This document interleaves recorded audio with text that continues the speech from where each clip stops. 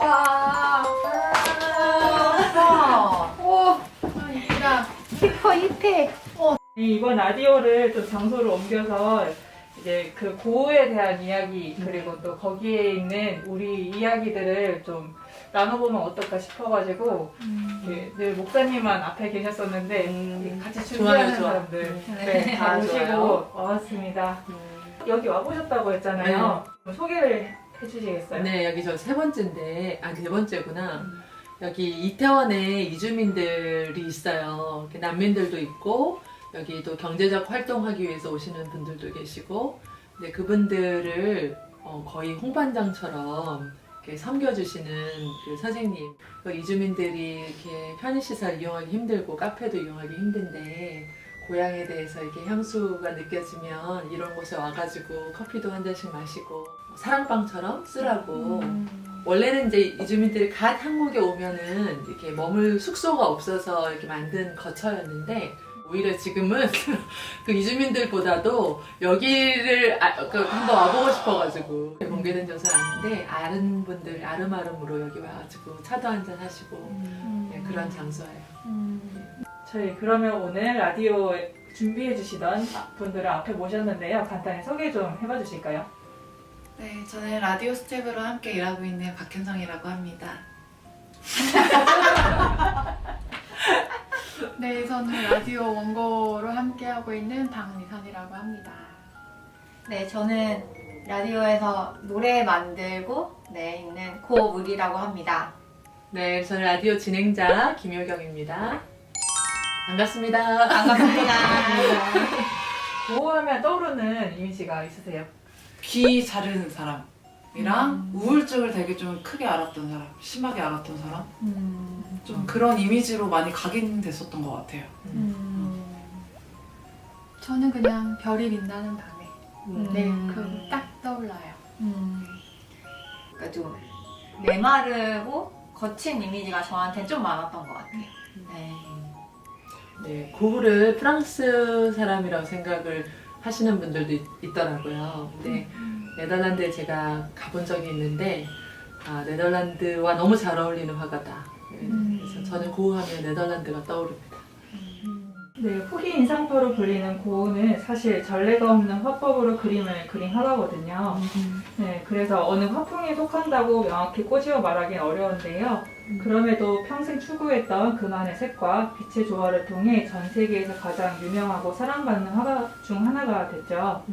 고흐가 화가로 활동한 10년 남짓 동안 그가 사랑한 동생 테오와 주고받은 편지는 668통이나 되고, 활동한 기간에 비해 남긴 작품의 수도 어마어마하다고 알려져 있는데요. 그 짧은 기간 동안 해온 그림의 기법들을 관찰해보는 것도 고흐를 이해하는 데 큰 도움이 됩니다. 그의 삶과 남겨진 작품들, 그리고 동생 테오에게 남긴 편지들을 보면 고흐가 얼마나 그림을 진실하게 대했는지, 그가 하얀 캔버스에 담고 싶었던 세계는 어떠했는지 알 수 있는데요. 오늘 저희가 함께 나누게 될 질문과 대화를 통해 고흐를 새롭게 만나는 시간이 되면 좋겠습니다. 한번 쭉 둘러보시면 눈에 익숙한 고흐 그림들도 보이는데요. 혹시 각자 좋아하는 고흐의 그림들이 있나요? 네, 있습니다.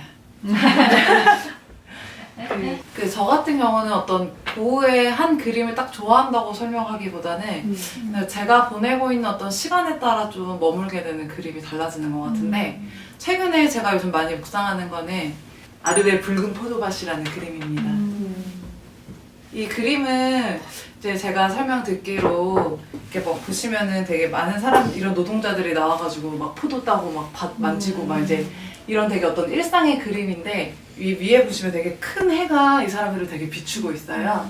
네, 반 고흐가 이 그림을 그리면서 의도했던 거는 이렇게 사람들의 되게 일상 가운데 함께 머무시고 계속해서 비추신 어떤 하나님의 인재와 그 사랑을 되게 나타내고 싶어 했다는 얘기를 제가 들었는데, 내 일상 가운데도 머무시는 그 하나님의 사랑과 하나님의 인재를 깊이 누리는 나의 일상이 되면 좋겠다. 그런 마음을 간절히 담아 저도 제 회사 컴퓨터 모니터에 아르레 붉은 포도밭을 판교의 붉은 사무실을 제가 꿈꾸며 깔아놓고 왔습니다. 꽃이 핀 아몬드 나무라는 좋아요. 유명한 그림이죠. 저는 일단 방고의 강렬한 붓터치와 색감을 굉장히 좋아해서 이 그림을 선택을 했는데 책을 읽으면서 알게 된 건데 이제 동생 태호에게 아들이 생겨서 그 조카 탄생을 축하하는 기념으로 벽에 걸어두라고 그림을 선물로 준 거라고 하더라고요. 그래서 이 알맹이 하나하나 보면 꽃봉오리가 터지기 직전인데 그 새 생명의 탄생을 축하하는 의미가 담겨져 있는 그림인 것 같아서 네, 좋아하게 되었습니다. 네, 제가 선택한 그림인데요. 아르레 별이 빛나는 밤에. 네. 이제 저희가 익히 알고 있는 고흐의 별이 빛나는 밤에도 있는데, 그냥 보는 순간 제가 그냥 저 자리에 딱 있는 것 같은. 때로는 밤이 낮보다 더 많은 색채를 담고 있고, 더 많이 아름답다라고 얘기를 했다고 하더라고요. 근데 그런 걸 되게 잘 표현한 그림 같아서, 별이 저희가 보는 것보다 되게 크게 그렸잖아요. 근데 저는 저게 되게 폭죽 같다는 생각이 되게 많이 들었어요. 저 광경을 정말 실제로 보면 얼마나 행복할까? 막 이런 생각이 들 정도로. 아르레 가보고 싶죠. 네, 너무 가보고 싶었어요. 네. 일단 고흐가 그 밀레라든지 이게 농민 화가들을 되게 모작을 많이 했어요. 그리고 본인도 그러니까 이제 농부가 가지고 있는 근면함, 성실함 이런 것이 이제 화가로서 자기 정체성으로 이 사람은 자기를 생각했던 사람이라서 정말 열심히 그림을 그리고 성실하게 그림을 그리고 네, 그래서 저는 이 그림을 보면 이제 고흐가 보이기도 하고 해질녘에 이게 뒤에 이렇게 노란색 햇살이 하나님의 임재를 상징하는 거잖아요. 원래는 그 노란색을 쓰지 않았다고 해요. 노란색이 약간 르네상스 시대에서는 약간 악마의 색깔? 뭐 이래가지고. 근데 고흐는 굉장히 노란색을 하나님의 임재로 잘 표현했잖아요. 근데 이제 뒤에서 그 농부를 다 이렇게 떠받들고 있는, 이렇게 비춰주고 있는, 그게 너무 따뜻하게 느껴지고. 밭의 열매를 아직 소출은 없지만, 보이지 않지만, 해질녘까지 묵묵하게 이렇게 씨를 뿌리는 사람의 그림을 보면서 또 제가 보이기도 하고 편안해지고 저는 씨 뿌리는 사람을 그래서 골라봤습니다. 고흐가 제가 볼 때는 어떤 면에서는 되게 입체적인 인물인 것 같아요. 그래서 평소에 고흐가 어떤 사람으로 좀 다가오셨는지. 고흐는 모두가 그렇게 보지 않는 것을 그냥 그거를 아름답게 볼 수 있는 그런 눈을 가진 사람이라는 생각이 되게 많이 들었어요. 굉장히 따뜻했던 사람이다. 네. 따뜻했던 사람. 네. 그러니까 자기가 받았던 어떤 하나님에 대한 어떤 사랑 그리고 받던 그 임재를 옆에 있는 사람들에게 굉장히 나누고 싶어했던 사람이구나.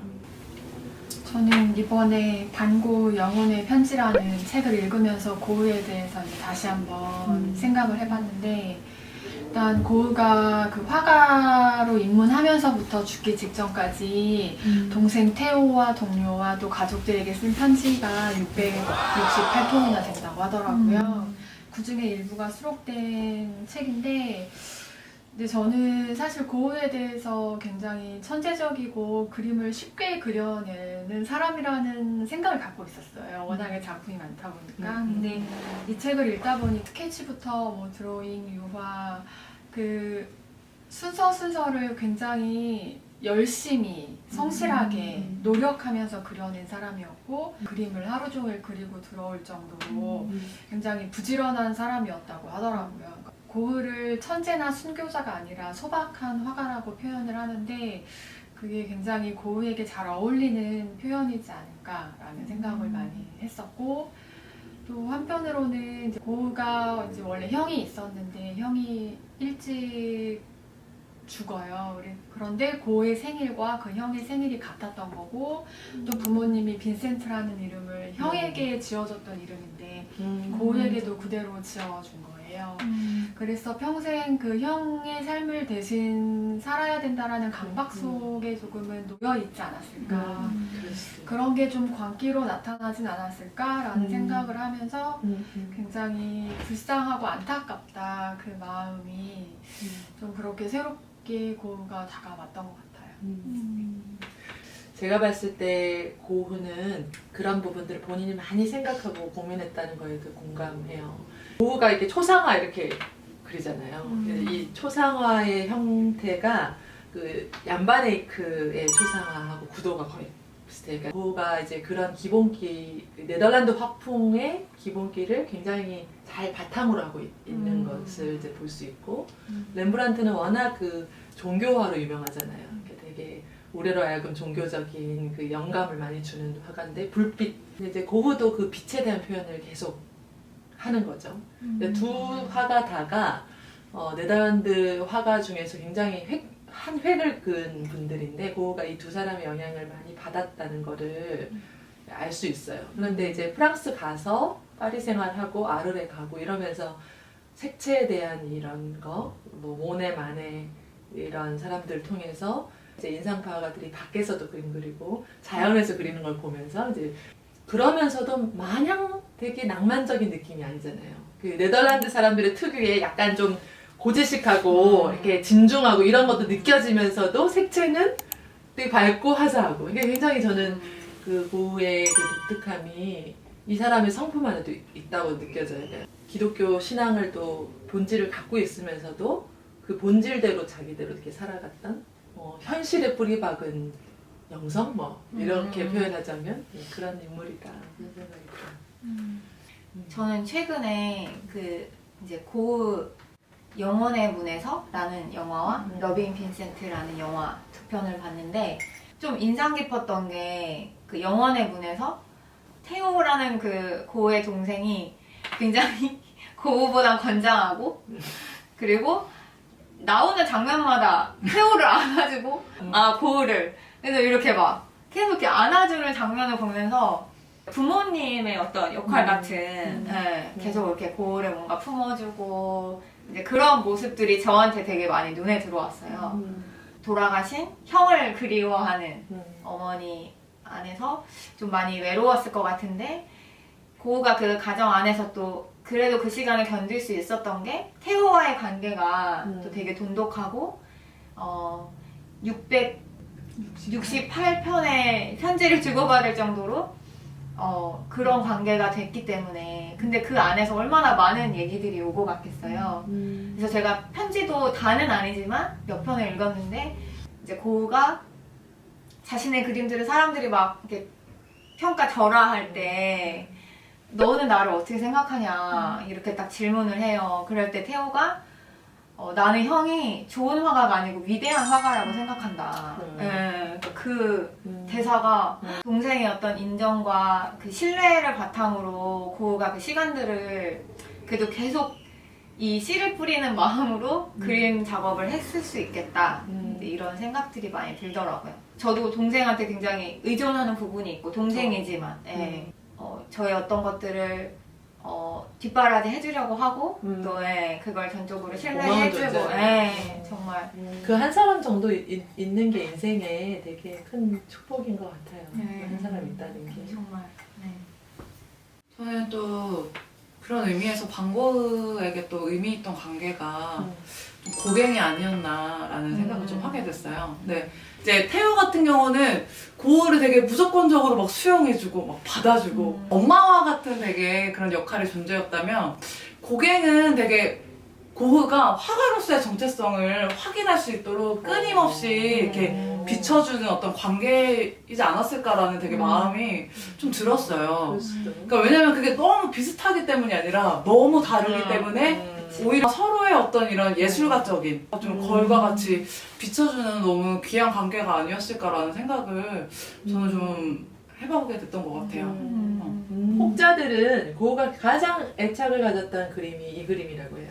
거기에 이제 아르레 이제 고갱이 온다고 이제 소식을 듣고 너무 준비하고 설레는 마음으로 이렇게 그린 그림인데, 원래는 벽지 색깔이 저 색깔이 아니었다고 하죠. 그냥 흰색이에요.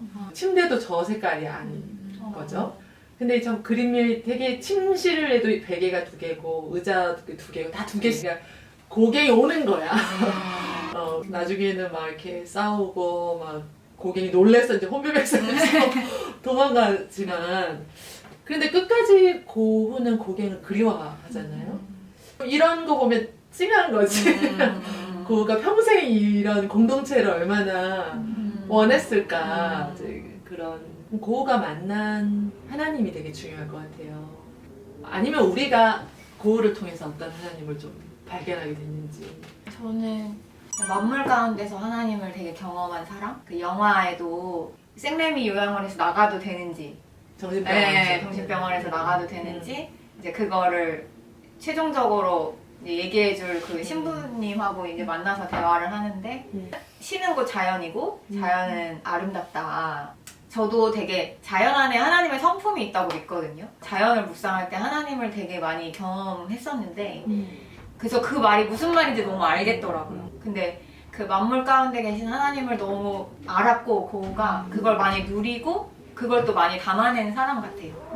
그리고 자연 안에 있는 하나님의 성품을 볼 수 있는 그런 사람이 아니었나. 본인한테도 그렇고. 네, 저한테도 그렇고. 네. 제가 이제 봤던 장면은 방고우가 막 밀봐서 막 이렇게 막 만지고 막 바람 막 이렇게 막 그걸 오롯이 느끼면서 자신 안에 되게 담아내더라고요. 근데 제가 딱 거기서 딱 보여줬던 게 뭐냐면 저 안에서 하나님을 만나고 있다.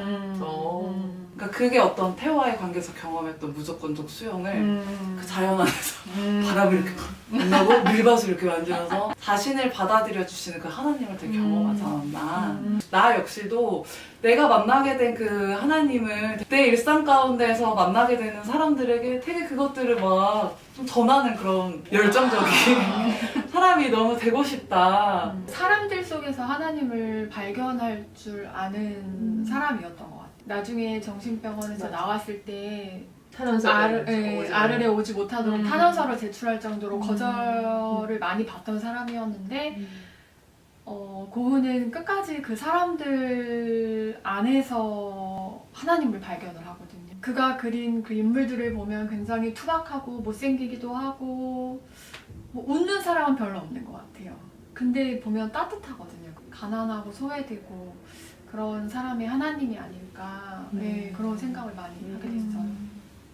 고우가 이렇게 그림을 그릴 수밖에 없다고 얘기를 하잖아요. 엄청난 이 생명을 하나님을 발견하기 위해서 뭐 너무 이타적이어서 사람을 사랑하기 위한 어떤 대의적인 뭐 이런 것보다는 그냥 정말 그냥 살고자 했던 것 같아요. 지극히 가난하고 연약한 사람들 안에서 예수님을 보고 하나님을 자연 안에서 만나고 누군가를 위해서 수고하는 노동자들의 손, 노동자들의 크게 그려놓은 손, 먹거리를 우리에게 주기 위한 농부 안에서 자기를 보기도 하고 권력 안에서 사람들을 착취하는 이 제도 안에서는 생명이 없었기 때문에 그는 거기서는 숨 쉴 수 없는 사람이었어. 고우는 생명의 하나님을 찾고자 했던 게 아닌가.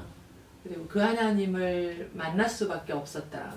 예수님은 지극히 작은 자 사이에 항상 계시잖아요. 예수님이 계시는 곳이 또 생명이 있는 곳이고 자연이 또 창조주 하나님이 계신 곳이고 그러니까 거기에 이 사람은 계속 이렇게 몰입되어 있구나. 그러니까 이 사람 정말 살고자 했던 그 신부가 당신은 화가라고 생각하냐 이렇게 물었을 때 자기는 화가로 소명이 있다고 생각했는데 딱 비웃거든요. 이 그림이 너무 어글리하다는 거예요. 너무 추하다는 거예요. 근데 저는 그때 그가 그러게요. 왜 하나님이 저한테 이렇게 추하고 이렇게 못난들을 보는 눈을 주셨을까 이렇게 얘기하는데 거기서 제가 울컥한 거야. 근데 이거는 사람들 볼 때는 표면적으로는 취하고 못나 보이는 모습이지만 그 안에 이 사람은 실체를 본 거죠. 보이는 것은 굉장히 사실대로 그렸는데 그것을 정말 아름답게 본인이 여기면서 그린 거예요. 그 안에서 아름다움을 보는 사람한테는 이게 진실인 거죠. 하나님이 보시는 눈이 그렇겠구나. 우리가 우리 모습이 되게 못나 보이면 치장하잖아요. 그 모습을 감추려고. 큰 손으로 드러낼 수도 있고, 뭐 감자로 표현할 수도 있고, 뭐 노동자들의 이렇게 얼굴로 그려낼 수도 있고, 그걸 되게 아름답게 볼 수 있는 눈을 갖고 싶다. 그게 하나님이 보시는 눈이 아닐까. 고우를 통해서 우리한테 말씀해 주시는. 우리 이렇게 대화를 나눠봤는데 고우한테 한마디 해볼까요? 고우한테 한마디. 눈물이 나요. 고우님, 그런 삶을 진짜 갑자기 왜 눈물이 나요? 그런 삶을 살다가 주셔서 너무 진심으로 감사드리고 저 역시도 고우님처럼 너무 그 사랑에 막 매료돼서 온전히 그런 삶을 살아내고 싶은 마음에 소원을 주셔서 감사합니다. 저는 예전에 이제 고흐 무덤을 보러 간 적이 있었어요. 아, 이렇게 유명한 삶을 살다 간 사람도 죽으면 되게 허망하구나. 그런 생각을 했는데 지금 생각해보니까 아, 결코 허망한 삶이 아니었구나. 그가 남긴 유산은 우리로 하여금 끊임없이 하나님에 대해서 또 아름다운 것에 대해서 생명에 대해서 생각하게 하는구나 라는 생각이 들면서 고우에게 되게 감사하고 저 역시 고우와 같은 삶을 살아보고 싶다.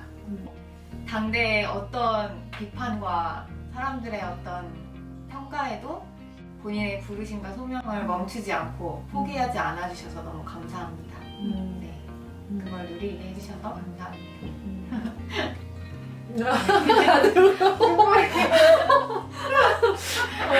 하나님께 기도해야 되겠네. 고개.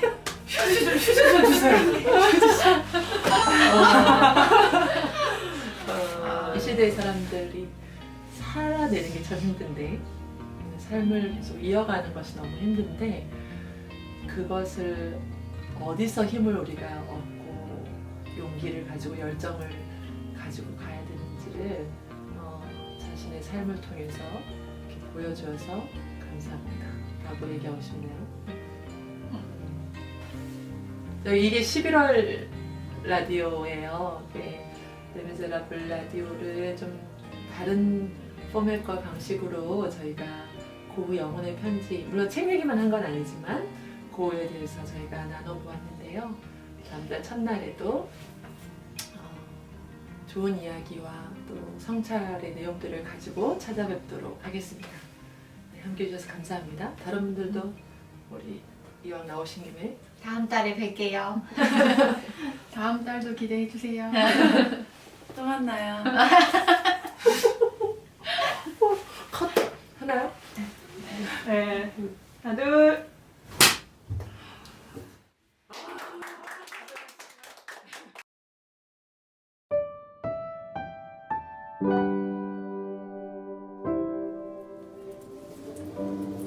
태호에게 보내는 편지 133. 너는 내게 사람들이 기대하듯이 왜 더 노력하지 않고 대학에도 가지 않는데? 라고 묻겠지? 내 유일한 대답은 내 희생이 너무 컸고 게다가 미래는 지금 내 앞에 가로 놓여있는 길보다 훨씬 좋지 않다는 거야. 나는 내가 선택한 길을 계속 가야 해. 형의 궁극적인 목표가 뭐냐고 묻겠지? 스쳐 지나가는 생각을 붙잡고 궁구하다 보면 처음에는 모호했던 것들이 서서히 자리를 잡게 될 거야. 거친 드로잉이 스케치가 되고 스케치가 그림이 되듯이 진지하게 노력하면 서서히 그 목표가 구체화될 것이야. 내가 늘 생각하는 것인데 하나님을 아는 가장 좋은 방법은 수많은 것들을 사랑하는 것이란다.